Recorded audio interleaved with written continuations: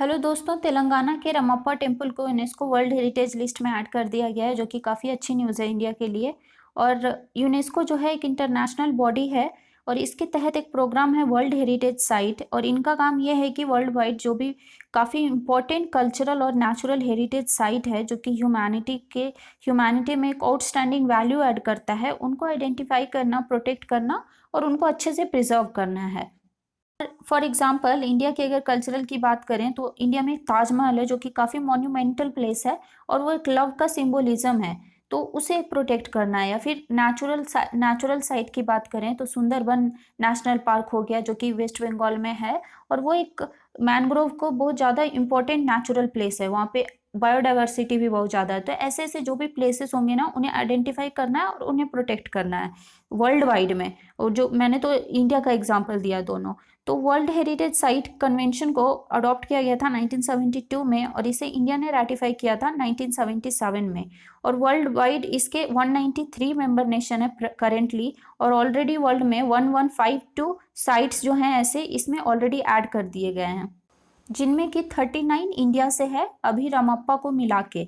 और 39 में इंडिया में 31 कल्चरल साइट्स हैं, 7 नेचुरल हैं और 1 मिक्स्ड हैं। और मिक्स्ड में एग्जांपल आ गया कंचनजंगा नेशनल पार्क जो कि सिक्किम में है, वही एक इकलौता है इंडिया का मिक्स्ड प्लेस। और नेचुरल में मानस वाइल्ड लाइफ सेंचुरी हो गया, सुंदरबन हो गया, Nanda Devi national park and others. और कल्चरल साइट में अजंता, एलोरा, एलिफेंटा जैसे कई प्लेसेस हैं जो कि आते हैं।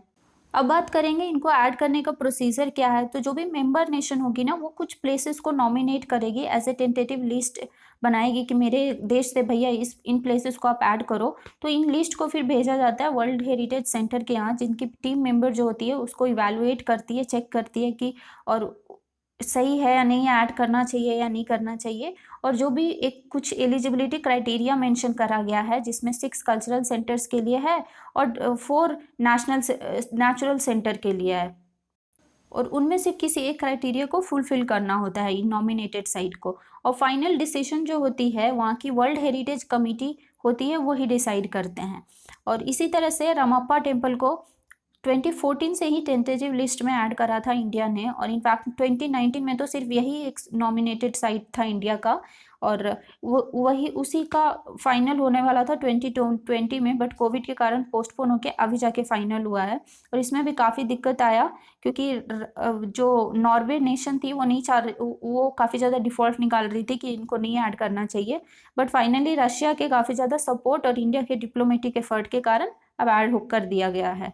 तो अब रुद्रेश्वरा टेम्पल की अगर बात करें तो इसे 1213 एडी में बनाया गया था ककटिया एम्पायर के टाइम पे। और इसे बनवाया किसने था, तो जैसे आप एग्जांपल में ले लो, ताजमहल को बनवाया था शाहजहां ने, बनाया था किसी स्कल्पचर ने जिसका ये माना जाता है कि हाथ काट दिया गया था। तो सिमिलरली इस टेम्पल को जिस स्कल्पचर ने बनाया है उनका नाम रमप्पा था, उन्हीं के नाम पे ये टेम्पल का नाम रमप्पा टेम्पल रखा गया है। जबकि उस समय जो किंग थे वो थे गणपति देवा, और इसको बनवाया था जो उस किंग के जो जनरल थे रेचारला रुद्रा, उन्होंने बनवाया था। और इस टेम्पल की जो प्रिंसिपल डायटी हैं, जो मेन डायटी हैं, वो है रामलिंगेश्वरा स्वामी। और इन टेम्पल की एक अलग ही स्टाइल है, एक अलग टेक्नोलॉजी और डेकोरेशन से बनाया गया है, जो कि उस समय के काकतिया का क्रिएटिविटी का जीनियसनेस को इन टेम्पल जो है ये शो करता है। और ये टेम्पल जो है एक 6 फीट हाइट प्लेटफॉर्म पे बनाया गया है, जो कि स्टार शेप्ड है, जैसा आप इस पिक्चर में देख सकते हो।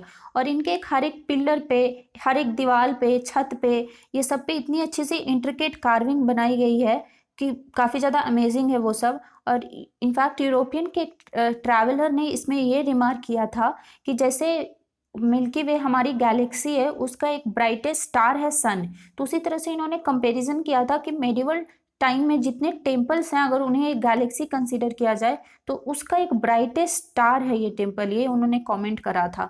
और फिर ये टेम्पल जो है, इसकी फाउंडेशन जो बनाई गई है सैंडबॉक्स टेक्निक से बनाई गई है। अब सैंडबॉक्स टेक्निक होती क्या है, तो सैंडबॉक्स टेक्निक्स में क्या होता है ना, पहले एक पिट बनाया जाता है ये टेम्पल बनाने के पहले, उसमें एक मिक्सचर को ऐड किया जाता है जिसमें सैंड, लाइम, जैगरी और कुछ फ्रूट जैसे ऐसे कुछ चीज़ें मिक्स करके, वो टेक्नोलॉजी है जिसके ऊपर फिर सैंडबॉक्सेस पे इस स्ट्रक्चर को बनाया जाता है, कंस्ट्रक्ट किया जाता है।